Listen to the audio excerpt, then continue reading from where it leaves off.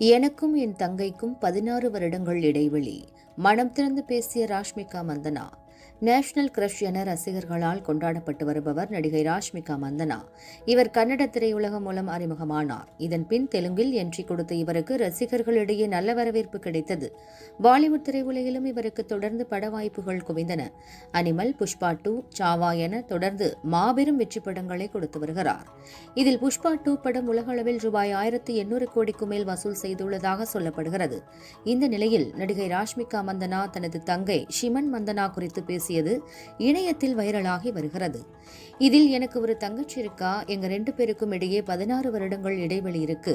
ஒரு சமயம் வரை நான் தான் அவளுக்கு அக்கா என்று சொல்லாமலே வளர்த்தோம்.